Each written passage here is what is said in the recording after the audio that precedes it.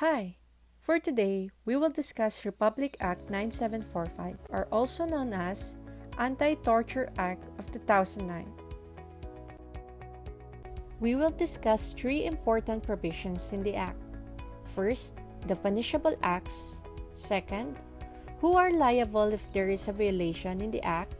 And third, the penalties thereof.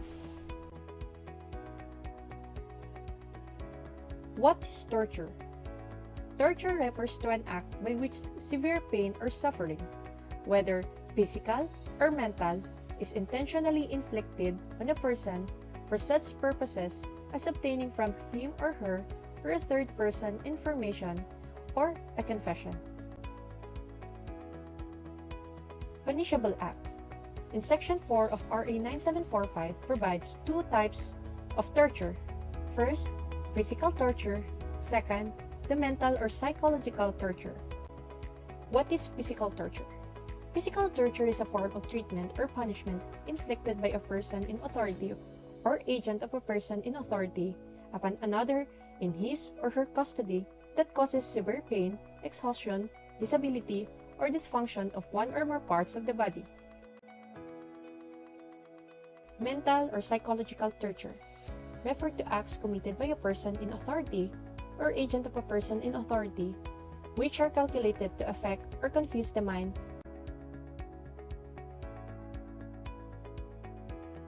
Who are liable as principals? First, any person who actually participated or induced or cooperated another in the commission of torture. Second, any superior military, police, or law enforcement officer or senior government official who issued an order to any lower-ranking personnel to commit torture for whatever purpose.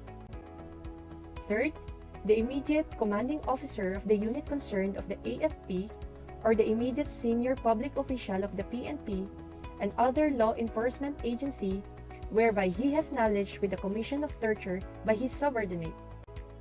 Who are liable as accessory?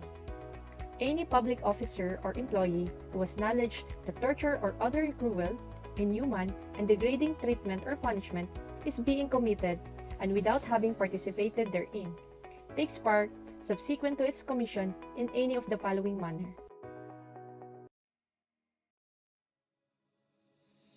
The penalty of reclusion perpetua shall be imposed upon the perpetrators of the following acts. First, torture resulting in the death of any person, torture resulting in mutilation, torture with rape, torture with other form of sexual abuse, and in consequence of torture, the victim shall have become insane, imbecile, impotent, blind, or maimed for life, and torture committed against children. The penalty of reclusion temporal shall be imposed on those who committed any act of mental or psychological torture resulting in insanity, complete or partial amnesia, fear of becoming insane, or suicidal tendency of the victim due to guilt, worthlessness, or shame.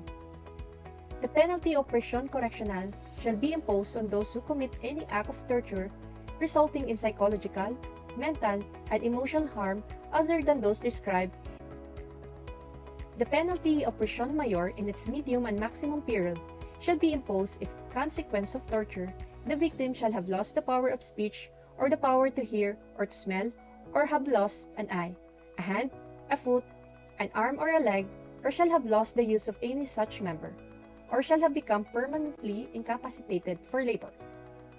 The penalty of prisión mayor in its minimum and medium periods shall be imposed if, in consequence of torture, the victim shall have become deformed or shall have lost any part of his or her body other than those aforecited, or shall have lost the use thereof, or shall have been ill or incapacitated for labor for a period of more than 90 days. The penalty of prisión correctional in its maximum period to prisión mayor in its minimum period shall be imposed if, in consequence of torture, the victim shall have been ill or incapacitated for labor for more than 30 days but not more than 90 days. The penalty of prisión correctional in its minimum and medium period shall be imposed if, in consequence of torture, the victim shall have been ill or incapacitated for labor for 30 days or less. The penalty of arresto mayor shall be imposed for acts constituting cruel, inhuman, or degrading threat, mental punishment as defined in Section 5 of this Act. The penalty of prisión correccional shall be imposed upon those who establish, operate, or maintain secret detention places, or effect or cause to effect solitary confinement, incommunicado, or other similar forms of prohibited detention as provided in Section 7 of this Act, where torture may be carried out with impunity. The penalty of arresto mayor shall be imposed upon the responsible officer or personnel of the AFP, the PNP, and other law enforcement agencies for failure to perform his or her duty to maintain, submit, or make available to the public an updated list of detention centers and facilities with the corresponding data on the prisoners or detainees incarcerated or detained therein. As of today, no decided cases nor pending cases in the Supreme Court about RA 9745. But in 2016, the Municipal Trial Court of Angeles City, Pampanga convicted a police for the crime of torture under RA 9745. Now let's take a look to a case decided by Judge Irineo Pineda Pangilinan Jr. Before going to the facts of the case, let's take a review of the elements of torture. Convention Against Torture identifies the following elements. First, intentional infliction of severe pain or suffering. Second, for a specific purpose, such as to obtain information, as punishment, or to intimidate, or for any reason based on discrimination. And third, by or at the instigation of or with the consent or acquiescence of state authorities. Jeremy Corre was visiting a relative in Angeles City on January 10, 2012, when 10 police officers in civilian clothes arrested him and took him to Camp Tomas, Pipito.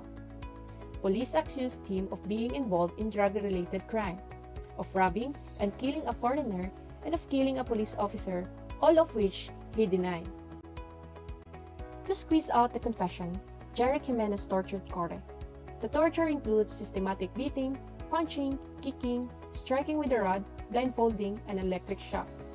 The prosecution stated that the arresting police team did not present any warrant and dragged him to the station together with Corre's aunt Amelia Corre Bonifacio and a certain Jack.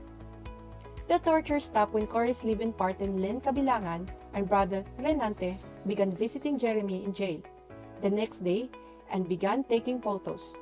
On January 18, 2012, Corre was brought to the Rafael Lazatin Memorial Medical Center.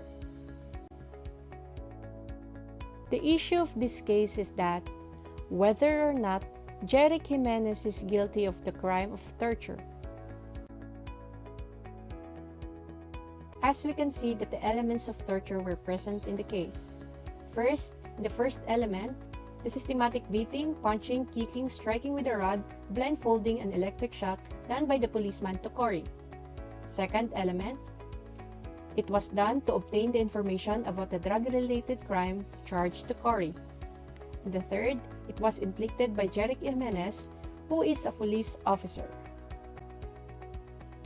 Accused Jimenez, by his direct participation and in cooperation with his co-policeman, tortured physically and mentally the witness to extract confession from him, thereby violating Section 4, 1, 3, Republic Act 9745 in relation to Section 14 thereof.